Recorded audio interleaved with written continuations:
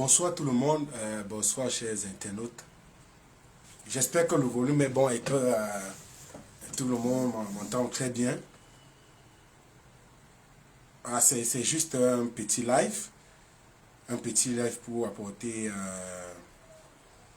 une petite clarification. C'est pas un ping-pong, un jeu de ping-pong parce que je ne vais pas me liguer à ce genre de distraction, puisque je qualifie ça de distraction, dans la mesure où nous sommes encore en quête de la vérité sur l'affaire Martinez-Zogo.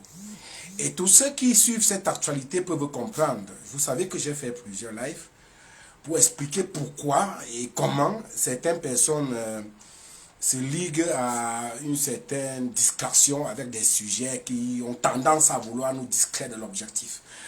Aujourd'hui, ce qui est certain et ce qui est factuel, c'est qu'il y a des personnes qui ont été interpellées dans le cadre de cette affaire et qui ont été placées sous mandat. Et ces personnes ont été interpellées, placées sous mandat, parce que, certainement, les personnes qui ont la responsabilité de gérer cette affaire sont celles-là qui ont, au regard des éléments, puisqu'il faut dire que je n'ai pas accès au dossier de procédure, peut-être au regard des éléments en leur possession, estimé que ces suspects peuvent constituer une menace pour la société. Et du coup, on les a placés sous mandat.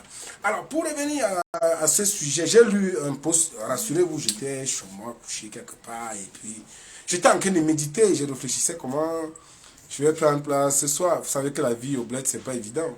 Subitement, un ami m'envoie une capture d'écran qui est un texte de Boris, où je vois exclusif. Quand je vois exclusif, je me dis que peut-être que c'est une information. Quand je vois mon nom dans le flux, je me dis qu'il y a une information capitale pour moi qui peut-être pourra beaucoup m'aider. Alors, je ne sais pas, il faudrait être clair parce que je vais interpeller mon frère Boris pour lui dire qu'il faut faire très attention à ce qu'on te dit de dire et aux gens qui t'envoient d'écrire un certain nombre de choses parce que ça contribue à décrédibiliser. Tu le vois que depuis un certain moment, tu peux savoir que tu contribues énormément à te faire, à te tirer dessus. Quand tu viens écrire un truc pareil, je ne sais pas quelle est l'information que tu veux véhiculer. Ce qui est clair, c'est ce qu'il faut dire. Et ceux qui m'ont écouté, même ici, où j'ai fait des lives, même récemment, le dernier, ou des médias où j'ai intervenu, notamment chez Rodrigue Tenda, dans l'émission du Tic au Tac, j'ai été clair sur un certain nombre de choses.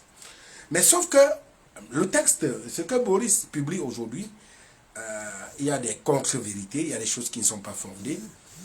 Parce que, vous savez, je n'ai jamais caché, je n'ai jamais nié d'avoir côtoyé Martinez-Zogo, de l'avoir fréquenté, comme je fréquente beaucoup de nombre de personnes, sur un certain nombre de sujets, pour échanger avec lui. Du moment où il a certains éléments probables, tout journaliste sérieux, tout lanceur d'alerte sérieux, ira toujours vers les sources, confronter, exploiter, analyser, étudier, avant de se prononcer sur un certain nombre de sujets. Entre nous, dans la confraternité, un confrère peut avoir une information capitale, qui te la fournit, et puis tu creuses, tu investigues pour apporter des lumières. Alors, côtoyer quelqu'un dans le cadre d'une enquête, parce qu'il faut dire que cette enquête concernait notamment les lignes 94, les lignes 65 et les lignes 57. C'est dans le cadre de cette enquête que j'ai fréquenté Martinez-Zogo, après ma sortie de prison. Parce qu'avant ma sortie de prison, lui et moi également, on a eu à échanger sur plusieurs nombres de sujets. Même Boris Bertol en question. J'ai travaillé avec lui sur un certain nombre de sujets. Je lui ai fourni un certain nombre de documents, un certain nombre d'informations, tant qu'il m'en a fourni. Et autant, pour tous ceux qui savent comment ça se passe dans la corporation, dans le métier, même dans les enquêtes, toute source est importante dans le développement ou la manifestation de la vérité. Alors, aujourd'hui, je lis quand même une discrétion. Vous savez, dans tous mes lives, j'ai dit et j'ai répété que j'ai côtoyé Martinez-Zogo. Allez réécouter l'émission que j'ai faite avec Romaric Tenda. Que j'ai rencontré Martinez-Zogo le 28 décembre. Il était environ 14 heures. Nous étions au niveau de l'entrée de Amplitude FM à Eligé-Sono. Ceux qui connaissent Amplitude FM, à côté d'Amplitude FM, il y a un secrétariat bureautique. Des personnes qui y sont peuvent témoigner. Et il y a même une caméra en face. Parce que c'est au regard, l'exploitation de ces caméras-là, qu'on a su avec qui Martinez était le jour de son enlèvement. Alors, ce jour, Martinez, on devait se voir bien avant. Il me dit qu'il a des dossiers sensibles, top secrets, sur la gestion des lignes 94, 65 et 57. Ce jour, je n'étais pas seul. Puisque vous savez, ma sécurité en dépend. Je me déplace plus n'importe comment. Je ne dirais pas avec qui j'étais, je n'étais pas seul. Nous nous sommes assis au niveau de ce secrétariat. J'ai échangé longuement avec Martinez.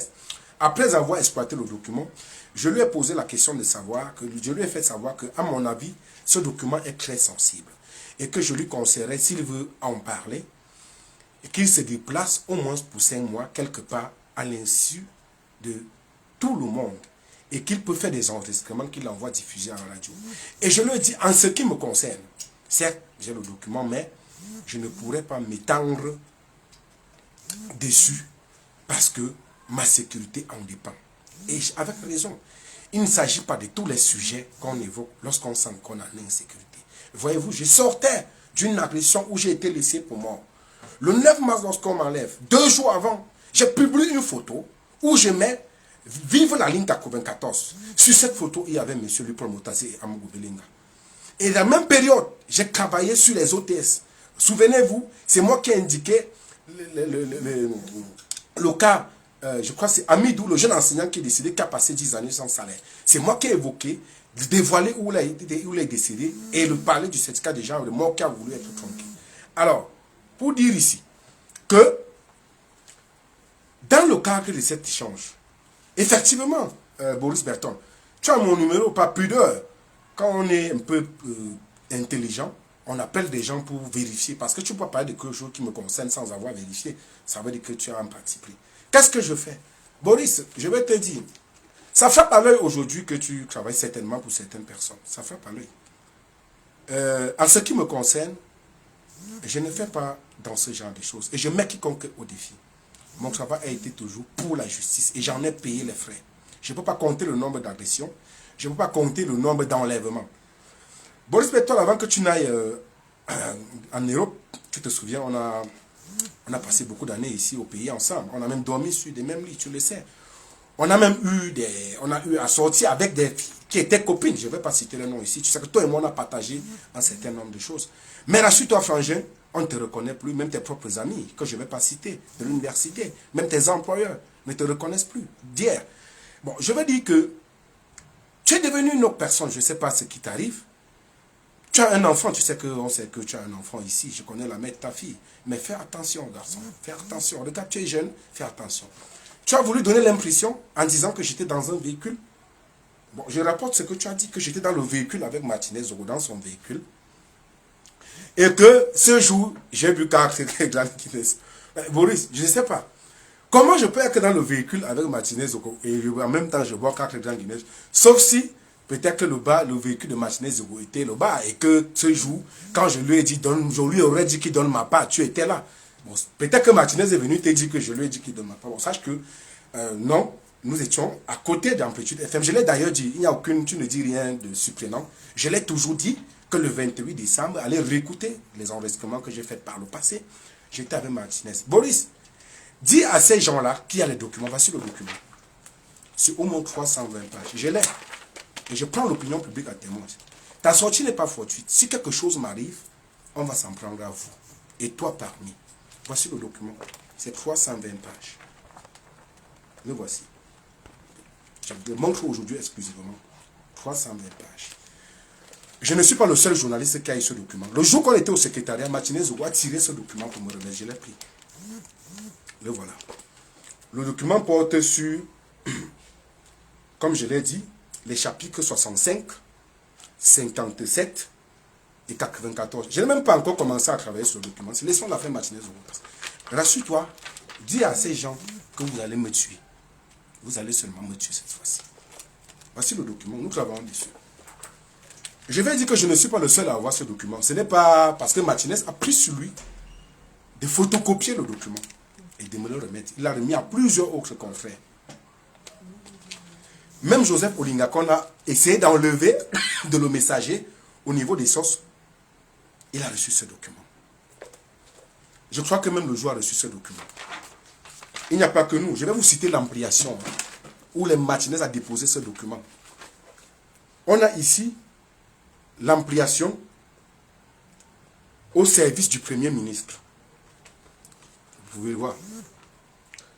Au secrétariat général à la présidence de la République, au CONSUPE, à la CONAC, à la NIF, à la Cour suprême, au tribunal criminel spécial, à la DGRE, à la DGSN, au CER, à la Cour des comptes et aux médias, parmi lesquels moi, Paul Chouta. Plusieurs journalistes ont ce document. Le voici. Le voici. C'est tellement vaste, Boris. C'est tellement, mais moi, si j'avais l'opportunité, si tu veux publier, je pourrais. Je ne sais pas si tu pourras publier. On va voir, on prend les dispositions pour t'envoyer ça par derrière. Je souhaite même que tu le publies. Bon, du coup, j'ai ces documents, effectivement, en tant que journaliste et lanceur d'alerte. C'est normal, c'est de mon droit. Je travaille pour le site Cameroun Web. Je travaille pour ce média. Et j'ai eu à faire part à ce sujet dans notre média. Compte tenu du fait que je ne pouvais pas le transférer directement à la rédaction ainsi. J'ai cette copie avec moi.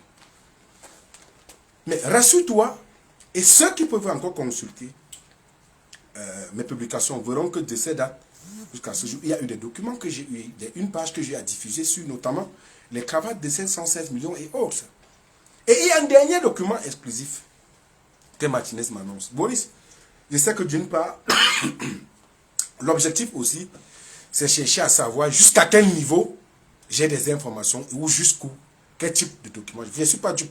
Vous ne le saurez pas. Pour le moment, retenez que j'ai ça. Voici ce que j'ai. Vous savez déjà de quoi il est parce que plusieurs institutions ont reçu ça. Je vais vous dire, il parle de Martinez Zogo, en petit de FM, téléphone. Et on est Yaoundé le 22 décembre 2022. Note d'information, détournement des deniers publics. Excellence, Madame le ministre, chargé du Conseil supérieur de l'État. J'ai honneur de porter à votre très haute attention les éléments d'information d'une extrême gravité concernant les largesses financières tirées des chapitres 65, 57 et 94. Octroyé à M. Jean-Pierre Amougou Belinga, président directeur général du groupe L'Anecdote, au titre de livraison des biens et divers services à l'État. En effet, les investigations menées auprès des services compétents du ministère des Finances ainsi que des banques ont relevé que Jean-Pierre Amougou Belinga a bénéficié à travers plusieurs sociétés écrans inconnues de l'administration fiscale, à savoir Établissement Africa Express, Trading Service, Tour d'Horizon, Établissement COM, Établissement TRS, Établissement Le Crédit, Établissement Le Progrès, Établissement Ranger Security, d'importants paiements du trésor public évalués à 46 milliards de francs CFA sur la période de 2013 à 2022. Détail 6 juin. L'analyse des 10 paiements laisse apparaître qu'ils ont engagé sur les chapitres budgétaires 65, 94 et 85 ainsi qu'il suit. Chapitre 65, 21 milliards. Chapitre 57, 17,3 milliards. Chapitre 94, 8,5 milliards.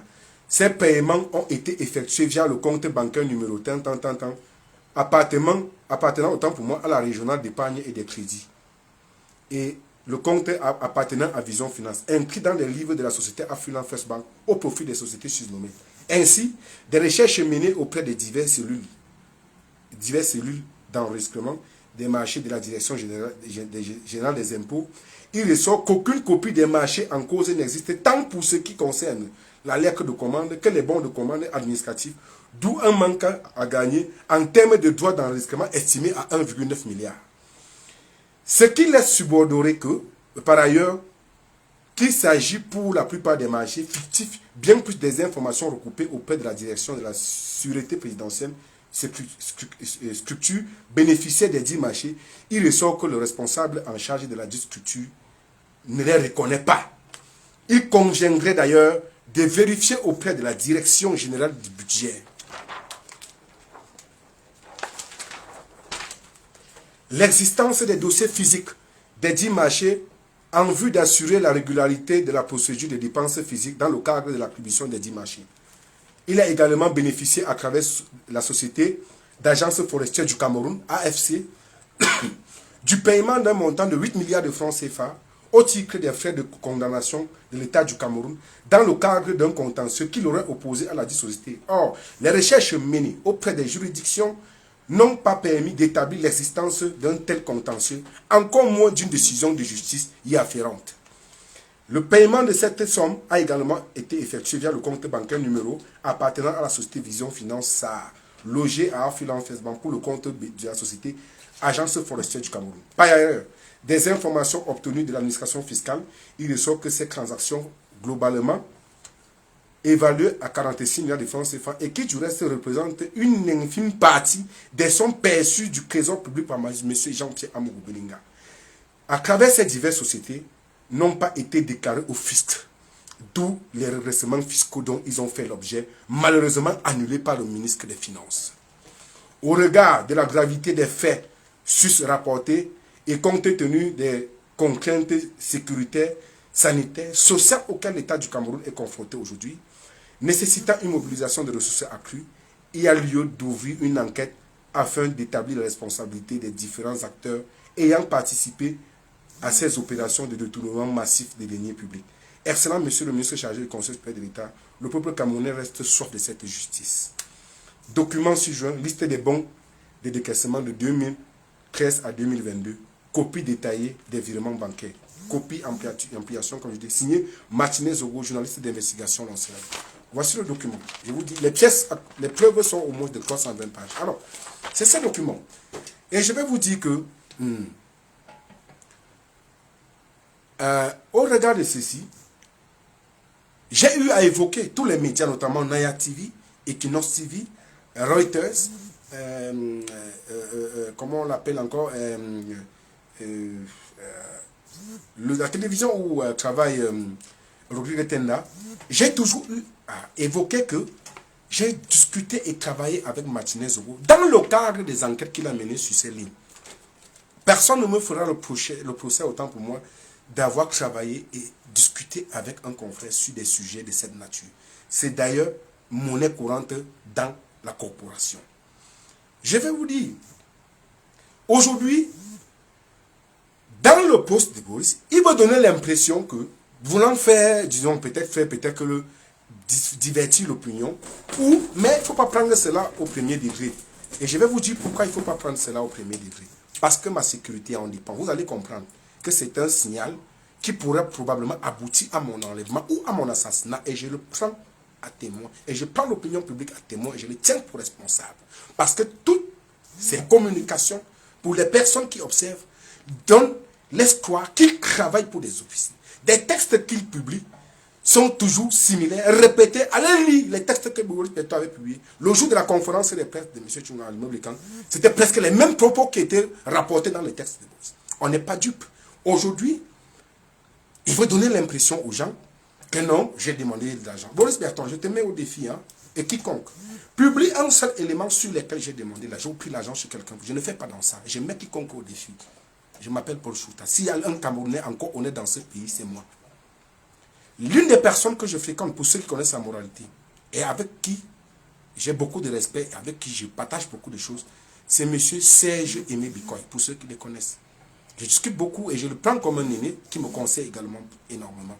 Il sait où j'avais été reçu 2 fois avant d'aller en prison, où on m'a proposé des choses, j'ai refusé. Il le sait. Ernesto Aîné, je le cite, il le sait. Alors, vous allez comprendre que des gens pensent que, ou bien parce qu'ils travaillent pour certaines personnes, ils vont vouloir jeter les autres à la pâture. J'ai dit non. Là, toutefois que vous allez encore chercher à manipuler l'opinion ou faire quoi que ce soit sur ce sujet, rassurez-vous, vous allez me trouver sur votre chemin. La seule chose à faire, comme l'a dit Martinez, vous allez seulement me tuer. Rassurez-vous. Ou m'arrêtez comme vous voulez. Vous êtes fort, vous avez la justice. Vous appelez les colonels comme vous appelez des amis. Malheureusement, je n'ai personne. Mais rassurez-vous. Rangez-vous que tout ce que vous allez produire là, que c'est vérifié et avéré. Parce que vous allez me trouver sur votre chemin. L'affaire est tellement grave parce que j'ai comme l'impression que les gens minimisent cette histoire. On me demande quel intérêt. J'ai intérêt à ce que la vérité se manifeste dans cette affaire. J'ai échappé à la mort le 9 mars. Je sais ce que j'ai enduré. J'ai perdu 2 années de ma vie en prison. Je vais vous dire quelque chose ici. Savez-vous que lorsque j'étais en prison, je ne vais pas citer le nom de cet ami, le moment où M. Amougou Belenga avait certains démêlés, je crois, avec peut-être le DGSN ou sur la place publique où on diffusait ces enregistrements. Je devais monter au tribunal compte tenu d'une procédure que j'avais introduite pour la demande de libération provisoire. Quelques jours avant, un ami est venu me proposer, je ne vais pas le citer pour le protéger, que je rédige une lettre de soutien à M. Amougou Belenga et que lorsque je vais monter au tribunal, on va me laisser. C'est à cet ami qui nous écoute certainement, je lui ai dit je préfère mourir en prison.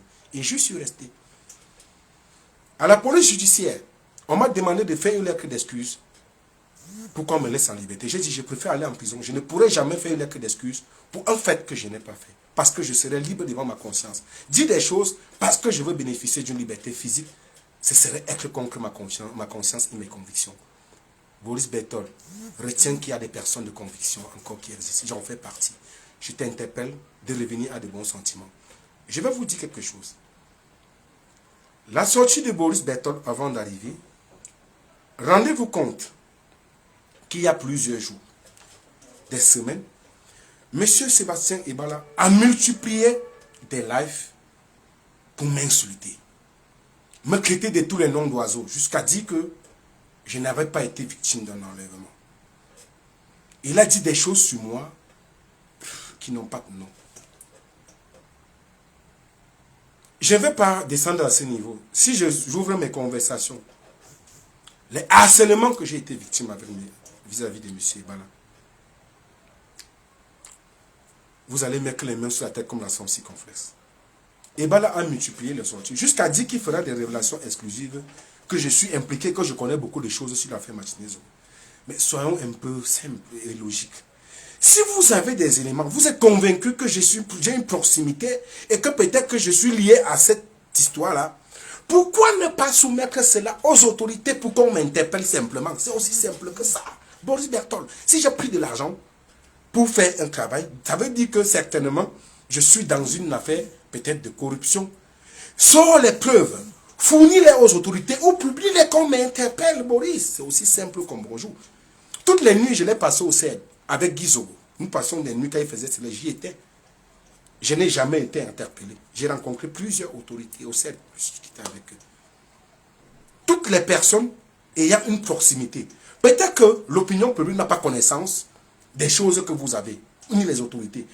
Étant donné que nous tous, nous cherchons la vérité, la lumière sur l'affaire Martinez-Zogo, s'il vous plaît, si vous estimez que je suis impliqué ou que j'ai des choses qui peuvent aboutir à la manifestation de la vérité, mais aidez la justice, fournissez-les à la justice, mettez-les sur la place publique pour nous convaincre. Boris Berthold, te souviens-tu? L'année dernière, injustement, tu m'as accusé d'avoir enregistré les enseignants d'université. 3 mois, c'est ce jour que j'ai décidé de te cancel. Tu as mon numéro de téléphone. Lorsqu'on dit une chose sur une personne, qu'est-ce qu'on fait? Qui plus être une personne que vous connaissez. Prenez votre téléphone, vérifiez. On t'a manipulé parce que tu travaillais pour un temps. Tu es venu raconter des conneries dans mon nom. Tu as dit que j'ai enregistré des enseignants d'université.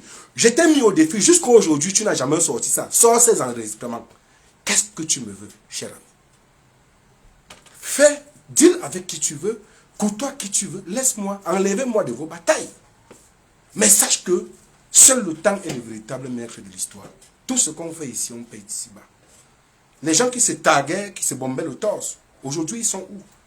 On a vu les Marafa, on a vu les Mbongo tout-puissants. Je me souviens, il y a une lettre où Marafa avait ordonné à l'époque, quand il était ministre de la Défense, au commissaire du gouvernement de condamner Eno Meumese à 8 ans de prison. Eno Meumese est en liberté, il est en prison. Le même Mbongo aujourd'hui a commencé à se plaindre de la justice. Le karma existe. Tout ce que nous faisons ici, nous allons les payer. Aujourd'hui, c'est ma version contre les autres. Mais Dieu n'est pas fou. Le temps va changer cette histoire. Et je te dis encore, rassure-toi que toute chose, la manipulation dans laquelle vous versez, vous allez me trouver sur votre chemin. Que ça cesse donc dès aujourd'hui. Et maintenant, tu dis que ce jour, j'ai bu 4 grammes de Guinness. Tara, je peux boire 4 grammes de Guinness, comment il tient encore. Bon, même si c'était le Guinness, c'est quand même différent de la Dopel. Moi, je ne bois pas. Ou vous auriez voulu que je boive la Dopel. Moi, c'est quand même plus élégant que la Dopel. Moi, je n'ai pas pris de Dopel ce jour. Peut-être que, comme vous êtes habitué au Dopel, vous croyez que tout le monde doit verser dans la Dopel. Donc, c'est peut-être un peu plus blagué. Donc, en fait, c'est pour dire ici qu'il faudrait que cette manipulation cesse et qu'on revienne à des sentiments. Boris, tu devais faire un live et demander pardon parce que tu te souviens que tu avais affirmé que Martinez Zogo a simulé son enlèvement. Tu devais avoir honte, frangin. Tu devais avoir honte. Et je sais d'où c'est venu parce qu'on a voulu me manipuler. Je suis allé au lieu où on a enlevé Martinez. Je suis allé avec les journalistes de France 24. Je cite des noms. Martial Amoko. J'étais avec Marcelin Gansot Equinos. J'étais avec Fridolin Ke. J'étais avec Anon. On est allé jusqu'au domicile de la femme de Martinez qui me connaît très bien. Que j'ai rencontré, avec qui j'ai beaucoup échangé. Nous sommes allés dans le but. Et c'est le même jour qu'on me dit que Martinez Zogo a simulé son enlèvement.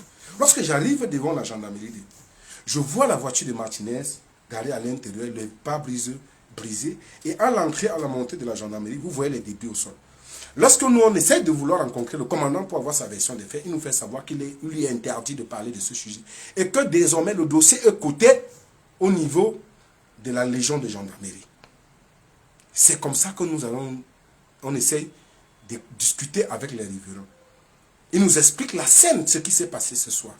C'est où je dis, tiens, est-ce que Martinez Zogo peut se faire venir enlever avec une crado tout simplement parce qu'il veut simuler son enlèvement? Non. Non. Même si tu avais la conviction qu'il a simulé son enlèvement, la manière avec laquelle tu l'as annoncé, c'était comme si, avec une ironie, c'est-à-dire son enlèvement ne te disait rien. On sait que tu as dit à certaines personnes, tu aurais dit à certaines personnes que tu t'en fous. Quand on sait ça. On ne veut pas entrer dans les détails. Pose-toi la question de savoir pourquoi tes proches t'évitent. Ceux qui étaient tes amis hier. Mon ami revient sur terre. Il n'y a pas que de l'argent dans la vie. Il y a une âme, il y a une conscience, il y a un avenir, il y a des progénitures qu'on laisse. Reviens sur terre. Tes attaques à 2 balles, ça ne m'égorgera pas. Et il faut donc savoir que la prochaine fois que vous allez vouloir verser dans la manipulation, vous me trouverez sur votre chemin. Et je vais vous dire, ce poste d'aujourd'hui n'est pas fortuit. Pourquoi? Hier, dans un forum, il y a un responsable de Vision 4 avec qui nous nous sommes franchement pris en bec. Au point où il a fui, il allait appeler le responsable du forum pour se plaindre. Et ces responsables de Vision 4, ils sont devenus les plus grands, comment je vais dire, sharers, pour parler des shares, les partager, des posts. On a eu une discussion hier dans un forum, où sur un certain nombre de choses où il défendait, je n'étais pas d'accord avec lui. Et j'ai fait montre de mon opinion personnelle. Il a voulu me menacer. Il a fallu que des personnes interviennent pour lui dire non, tu n'as pas le droit de le menacer. Et le même personnage a eu des prises de bec avec Christophe Bobiokono. Le jour, le 9 janvier, Martinez Zogo m'appelle. Il me dit, Paul Chouta, on est en danger. Tu es en danger. Voici ce qu'il me dit. Je répète mot pour mot. Amou Boudelinga a décidé de finir avec nous. C'est Martinez Zogo qui me le dit le 9 janvier. Martinez me dit, Zogo, me dit, moi, toi, Paul Chouta, Christophe Bobiokono, Aman Mana, Baola, Jacques Blaise Mzier. Voilà les noms que Martinez Zogo m'a donné. Je lui ai dit, Tara, d'où tiens-tu cette? Il me dit, c'est des proches, ça me vient des proches. Le commissaire m'a dit de faire, je ne sais pas de quel commissaire il parlait, de faire un live, de bruiter l'affaire. Il dit, je souhaite que c'est toi qui le brutes. J'ai dit non. Si c'est déjà à ce niveau et que nous sommes, je suis cité, je préfère que tu viennes ou que je me rapproche de toi. On fait un live pour clarifier cette histoire parce que c'est très grave. Martinez me dit, ok, je te reviens, je te fais signe après. Malheureusement, il ne me fait pas signe. Alors, ce 9 janvier, allez vérifier sur mon compte. J'ai fait un post où je dis ma tête est mise à prix. Ce 9 janvier, si vous parcourez mes publications, vous verrez. Malheureusement, Martinez me recontacte, je pense que ça devait être parce qu'on l'a enlevé le 15, parce que je crois qu'on l'a enlevé le 17. Il me dit que Tara, j'ai un document, un autre document bon, qu'il faut que je te fasse.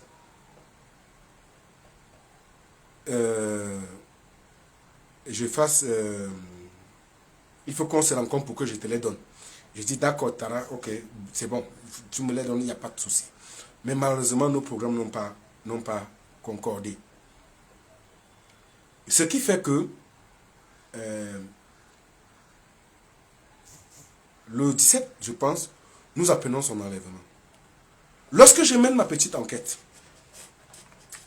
j'apprends que ce soir du 17, il était en amplitude FM avec un monsieur qui était à bord d'une A26. Et que le monsieur a discuté longuement avec Martinez Zogo. C'est lui qui a appelé Martinez. On a même tracé le téléphone du monsieur.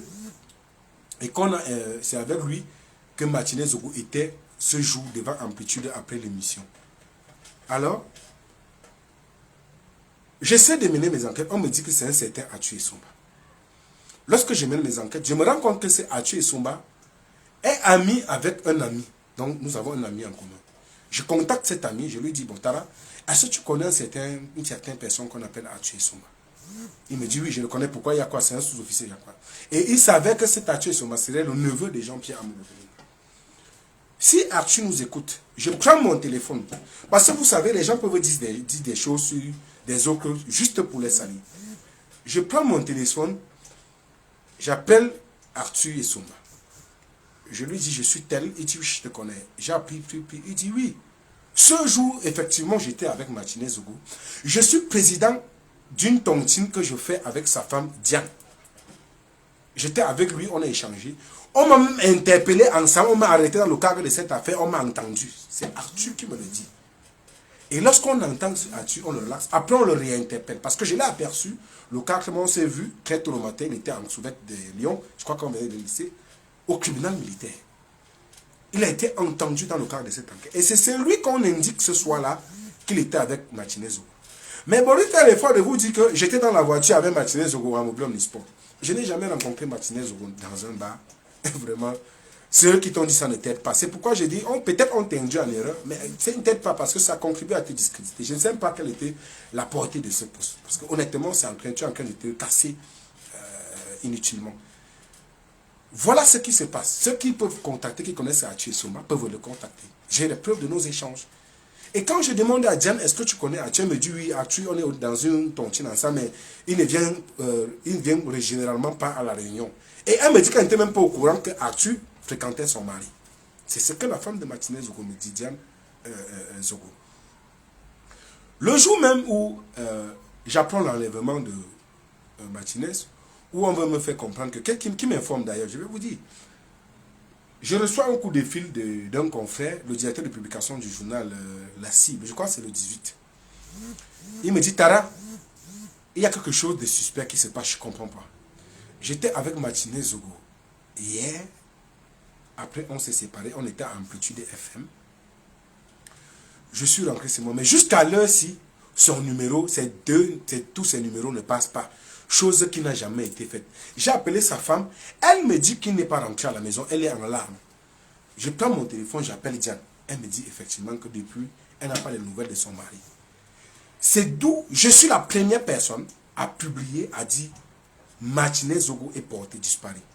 Pour moi, peu importe où il était, du moment où sa femme n'est pas au courant d'où il est et quelle est la moyenne, du moment où ses confrères ne sont pas au courant, ni en Amplitude, il n'est pas venu à l'émission, comme d'habitude, du moment où ses proches n'ont pas de ces nouvelles, j'ai trouvé légitime d'attirer, de lancer la lettre pour annoncer que Martinez Zogo est porté disparu. C'est pareil pour le journaliste Dominique Tita. Lorsque son épouse m'a parlé au téléphone en pleurant que son mari est porté disparu, je n'avais pour seul devoir, pour seule âme, que de faire ce qu'on appelle la clameur. Attirer l'attention de l'opinion et des autorités pour que s'il y a quelque chose qu'on puisse faire pour intervenir au plus tôt possible, qu'on le fasse. Aujourd'hui, les gens s'asseyent pour dire que pourquoi j'ai été la première personne à dire que Martinez était enlevé. Mais je suis quand même, j'ai un réseau d'informations, je suis quand même journaliste. C'est la chose la plus banale qu'on puisse dire. C'est la chose la plus banale qu'on puisse poser la question de savoir.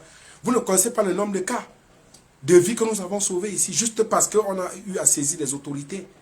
Je vais même vous dire qu'il y a des autorités policières, autorités, quand je contacte, lorsque je sens qu'il y a des gestes suspects quelque part, parce que c'est un devoir citoyen. En tant que citoyen, c'est un acte citoyen que je dois faire.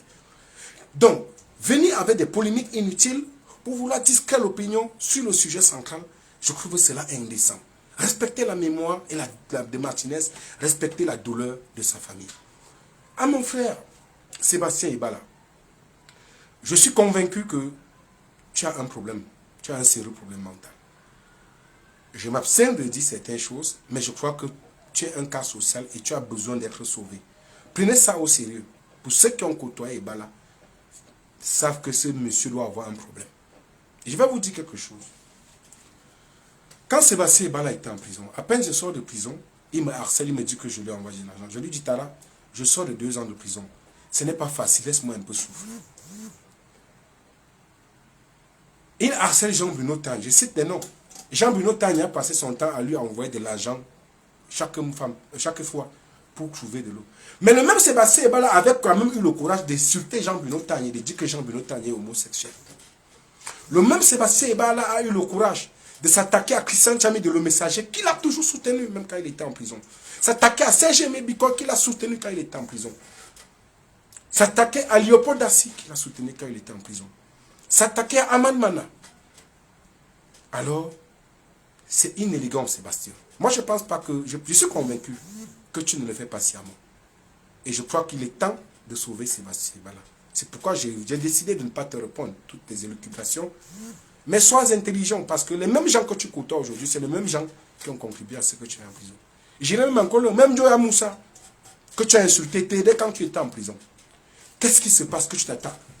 Maître Sim qui t'a défendu, Probomo, tu ne sais pas ce que c'est que l'honneur d'un avocat, qu'un avocat perdait son temps pour venir te défendre.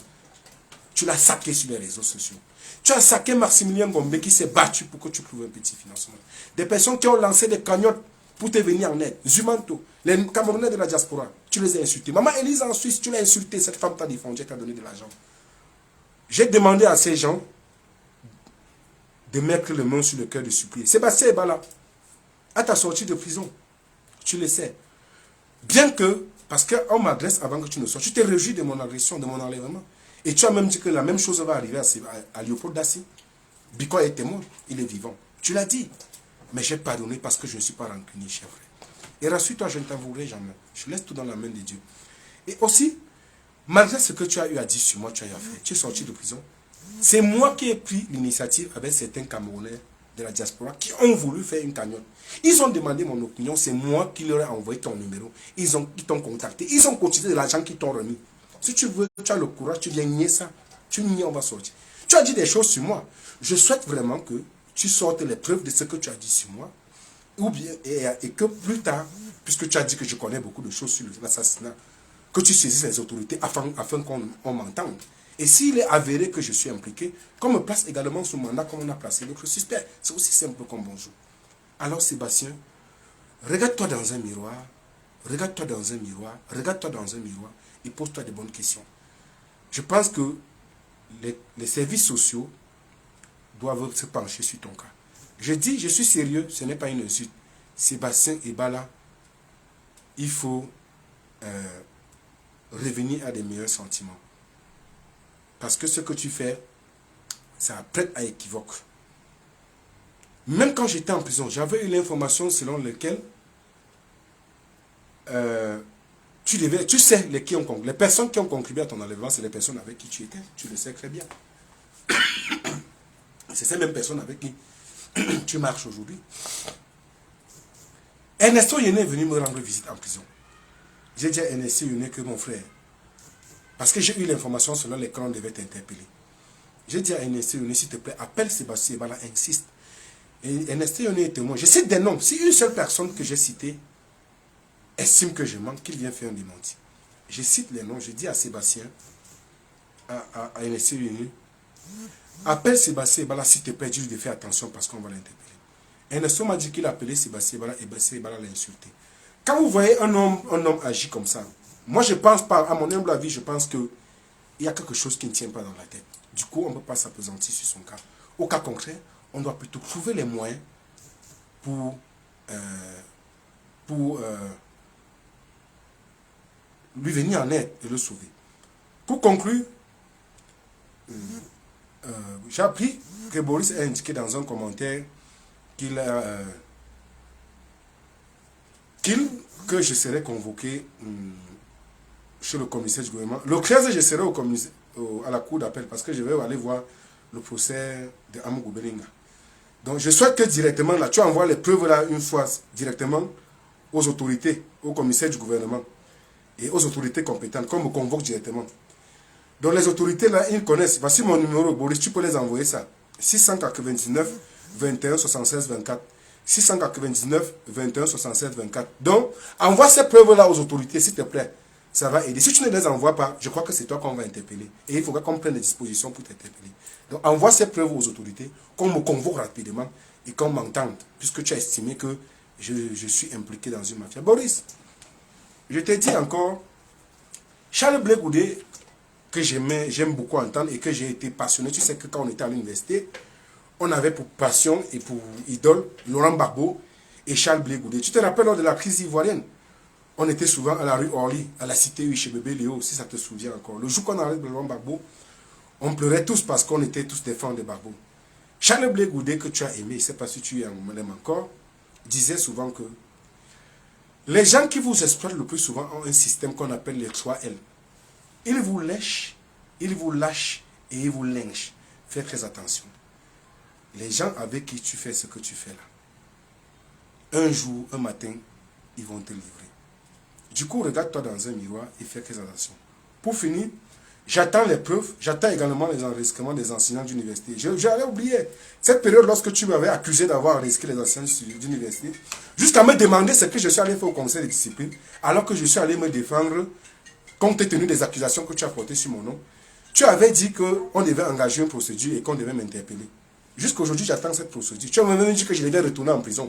J'attends cette prison. J'attends également les preuves. J'attends aussi que tu envoies cela au commissaire du gouvernement. Du coup, j'en ai terminé. Passez une bonne soirée. Au revoir.